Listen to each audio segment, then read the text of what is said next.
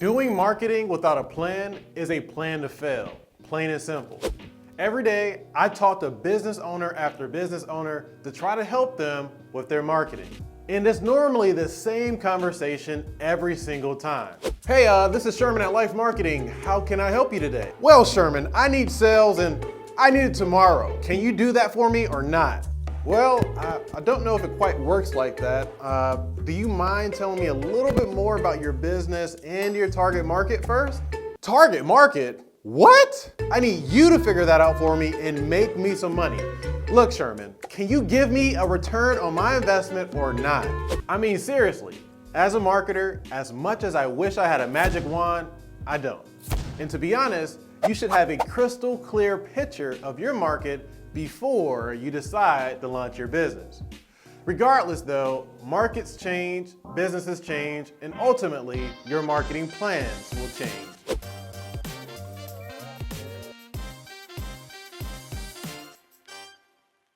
So whether you have a marketing plan or not for your business, don't worry.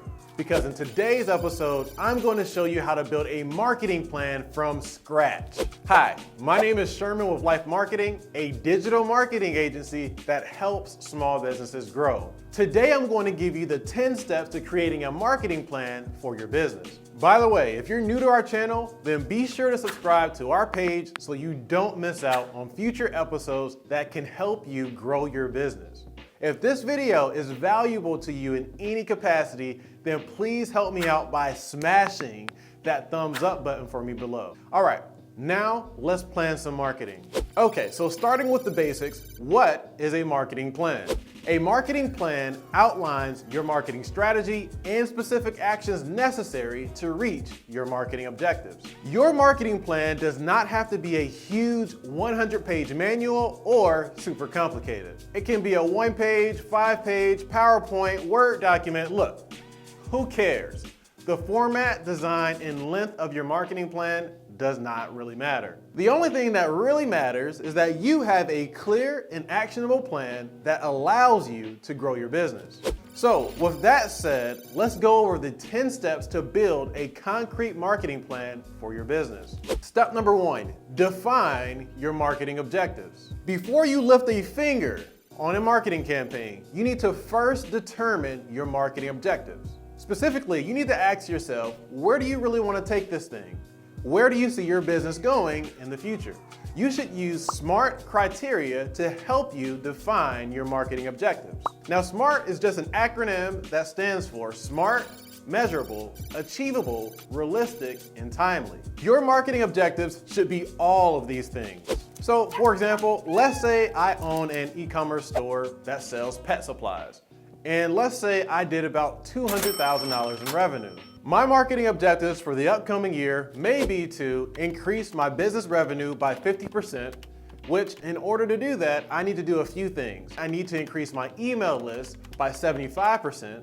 And in order to increase my email list, then I also need to increase my website traffic by 200%. But where does this website traffic come from? Well, in order to increase my website traffic, then I'll also need to increase my online engagement on other channels like search and social media by, let's say, 500%. And also, in order to get that engagement, then I'll also need to increase my awareness and impressions by 1000%. Anyway, map out what your marketing objectives are so that it's very clear. Now, let's move on to the next step. Step number 2, analyze your current marketing efforts. Once you know what your marketing objectives are, you need to assess your current marketing efforts. Specifically, you need to find out what is working and what is not working in your current marketing mix. The best way to determine this is by looking at data specific to your business. For example, for my e-commerce store, I look at Google Analytics to determine which marketing campaigns and channels are driving the most revenue and traffic for my business.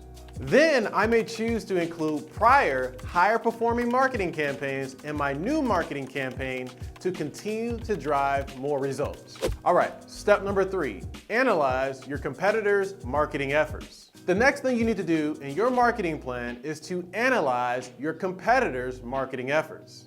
This is very important because if your largest competitors are doing something for a long period of time, chances are it's working for them. For instance, let's continue to use my pet accessory store as an example. If I search dog accessories on Google, I'll encounter several Google ads.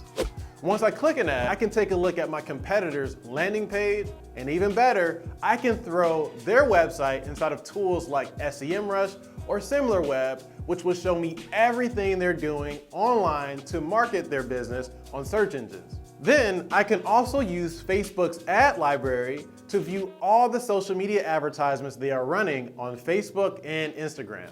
Bottom line here, you need to research all of your top competitors and document your findings. Document their pricing strategies, promotion channels, messaging, media, and so much more. You don't have to copy what they're doing per se, but knowing this information may inspire you and show you what you need to do in order to beat them. To learn more about market research, then check out our awesome video on marketing research and how to learn your competitors' biggest secrets. All right, step number 4, define your market. All right, now it's time to roll up your sleeves and do the real work in your marketing plan. It's time to define your market. You can't do marketing without truly knowing your market, because marketing is all about communicating your value to your target market. If you communicate this to the wrong group of people, then you will fail. It's like trying to sell dog food to people who own cats. You can have the best dog food in the world, but if you're marketing to people who own cats, then you probably will not be successful. Furthermore, you don't want to just say, I want to market to people who own dogs and stop at that. No, you need to be much more specific than this. Your dog food might be for a specific type of dog, at a specific age, that may be best for a specific health type, and so on. Furthermore, your dog food might be higher quality and higher price, which may mean you need to target a more affluent audience. Look, either way, you need a crystal clear picture of your target market. So here's how you can do that. Build a customer avatar. Your customer avatar outlines the demographics, goals, values, and challenges of your target audience. You should map this out for your business to make sure you have a clear understanding of your market. That way, you can design your marketing strategy to speak directly to them. Which leads me to step number 5. Define your marketing strategy. Once you understand your market, you can start building your marketing strategy. The 4 P's of marketing are the fundamental building blocks of any marketing strategy. All 4 P's must be in alignment in order for you to reach your marketing objectives. Those 4 P's are product, pricing, promotion, and placement. Now we have another episode that goes over this in detail, so please be sure to subscribe to our channel so you don't miss it. But in short, this is what you need to know about the 4 P's of marketing for your marketing strategy. Starting with the most important element, your product. You need to clearly define the value derived from your product, design of your product, packaging of your product, and your branding. Ultimately, you need to make sure you are building something that people actually want to buy. And not just that, but you need to convey it in a way that makes people want to buy it. Because remember, it's not the best product that wins, but it is the one with the best marketing that wins at the end of the day. And in order to do this, remember, your value proposition should be hyper-specific to your market. Then you need to think about pricing, which refers to the retail price of your products or services. You need to make sure that your price does not exceed what the market is willing to pay for similar or alternative products that may allow them to extract the same value.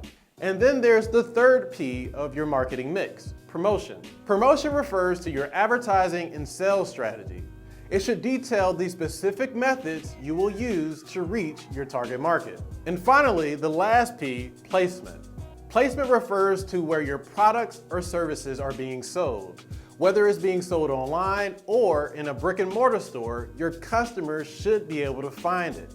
And more importantly, your place should provide a pleasant experience in order for your audience to feel comfortable purchasing from your business. So in your marketing plan, be sure to write out the specifics of each component in your marketing mix, which again includes product, pricing, promotion, and placement. This is ultimately how you set your marketing strategy on a high level. Now let's move on to step number 6, define your marketing funnel. Once your marketing strategy has been set, you need to define your marketing funnel to outline the steps someone will take in order to become a customer for your business. A marketing funnel is simply the journey a customer takes in order to purchase your products or services. The typical marketing funnel has 4 main stages: awareness, engagement, conversion, and advocacy. Now, the biggest thing you need to know is that you can't expect to close a sale on the first date with your market. You need to first introduce yourself to them, make them aware of your business, flatter and engage them, and if they like you, then they will be more willing to hear what you have to say about your business. Now, you can start broad with your marketing funnel and then build more specific sales funnels to accomplish this directly.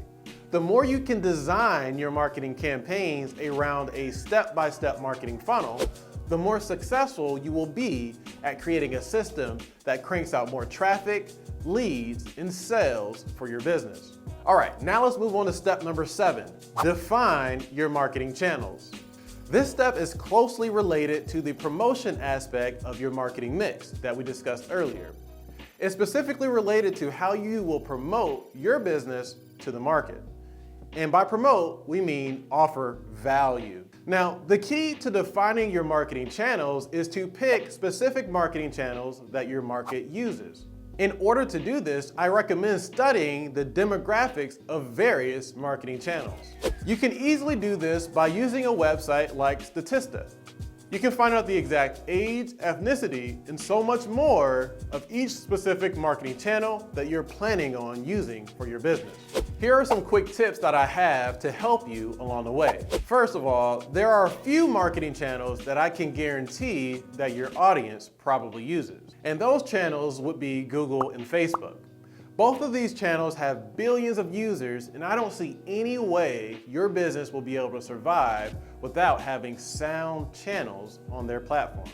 Then you can start analyzing very specific channels. So for example, LinkedIn is great for professionals and B2B audiences. Pinterest is great for e-commerce businesses such as home decor and fashion companies, while Instagram has a very diverse audience and is great for displaying visual content. Now, the list of marketing channels goes on, but here's one major piece of advice that I have for you. When it comes to the quantity of marketing channels, it is better to start with mastering just a few marketing channels rather than spreading yourself so wide that you do absolutely nothing very well. So start by picking the few channels that may provide you with the most opportunity, and do the very best you can on those channels to reach your market. All right, step number 8, define your marketing messaging.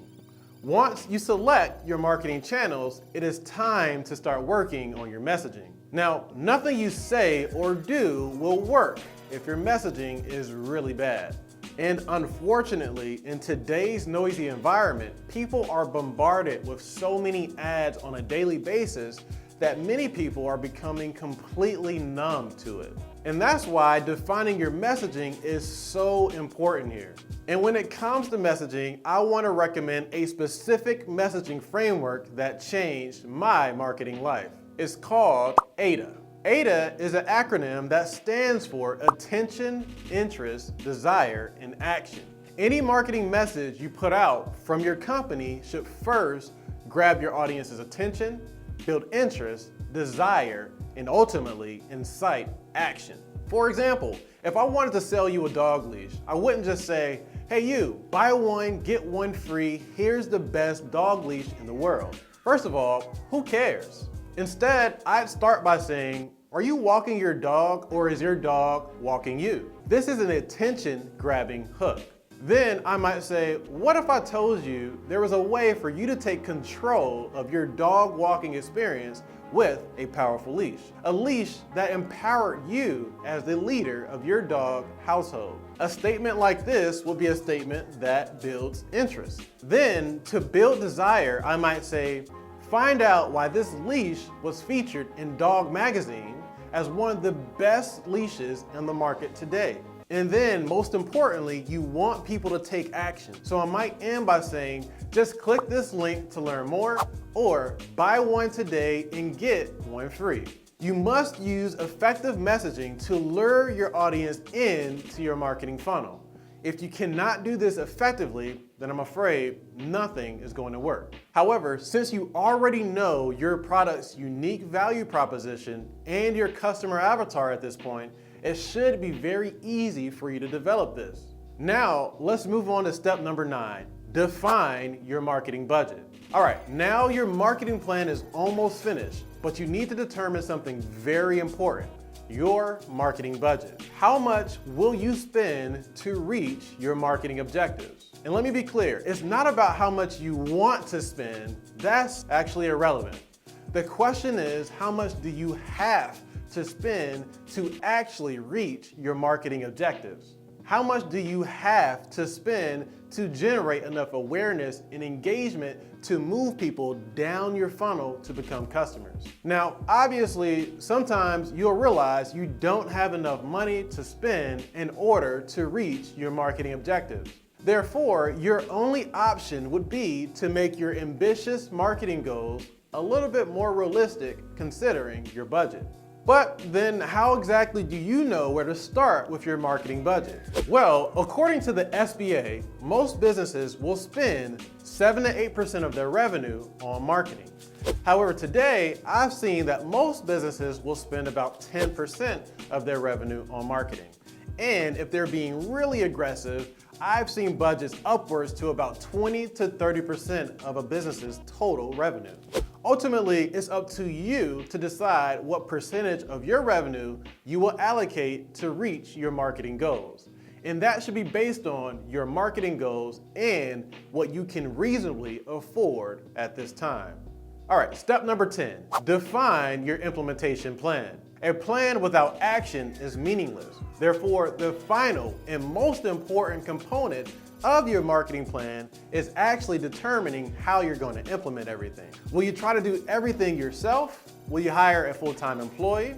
Or will you hire an agency? Regardless of what you decide, you need to make sure that you get the action items on your marketing plan done.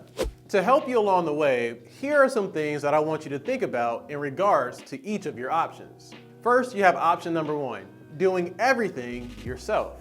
When you're just getting started, sometimes doing everything yourself is the only option, especially if you're very limited on funds. If this is you, don't worry. You can implement your marketing plan on your own. My partners and I did it with LYFE Marketing.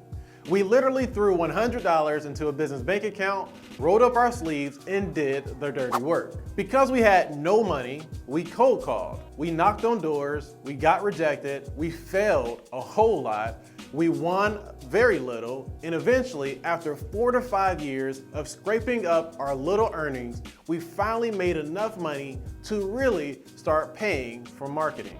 Now, you can do the exact same, but I have to be honest with you, it will be hard. By taking this route, you will waste more time and money because you don't have someone experienced guiding you along the way.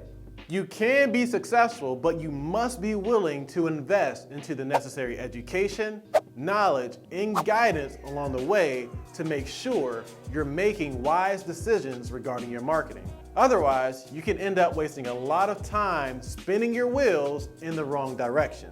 Now, let's talk about option number 2, hiring employees to do this for you. In a perfect world, you'd hire a full-time employee who's an expert in marketing that knows exactly what to do for your business. But how much does this employee actually cost you? And more importantly, how do you, someone who is relatively inexperienced in marketing, know if this employee is really good or not? As an agency provider, I can tell you, I've worked with a lot of my small business clients' marketing managers. And many times I've found that they know very little about what they're actually doing or talking about. And to be fair, I'm not saying that all marketing managers are bad. Please don't say that. But what I'm trying to say is that I've seen my clients hire really bad people and they never realized it because they weren't marketing experts either. So if you hire a full-time marketing manager to implement your marketing plan, then make sure you hire a qualified candidate with a proven track record. And the unfortunate part for most small businesses is that these qualified candidates will require high salaries, benefit packages, and other incentives to motivate them to work for you. And as a small business owner with limited funds, this is the hard part. But nonetheless, you should know that this is an option for you. And finally, there's a third option, hiring an agency. You can call me biased, but hiring an agency is typically the best option for many businesses. Because agencies deal with many clients, they should already have a proven track record that indicate that they are qualified to implement your business marketing plan. And the best part is you can hire them at the fraction of the cost of hiring a single full-time employee. Not only that, but you have access to more experience at an agency than a single individual can provide. For example, LYFE Marketing is stacked with advertising experts, graphic designers, copywriters, and so on. And if you fall out of love with the individual you're working with, you can simply work with a different account manager at the agency. This is much better than relying on one person, and then when you have to fire that person, your marketing plans are screwed. Or even worse, they quit on you. So of course, I will recommend an agency for most small businesses if they can afford it. If I'm a small business owner, this is how I will look at my implementation options.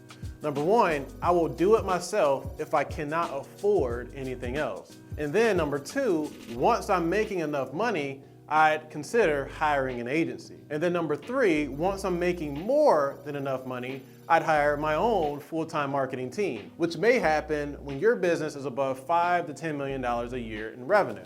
All right, so there is your marketing plan from A to Z. Now let's wrap this video up so you can start building your plan and growing your business. Today we started by defining a marketing plan. A marketing plan simply outlines your marketing strategy and specific actions necessary to reach your marketing objectives. And then I gave you the steps to build a concrete marketing plan. Those steps were to number one, define your marketing objectives.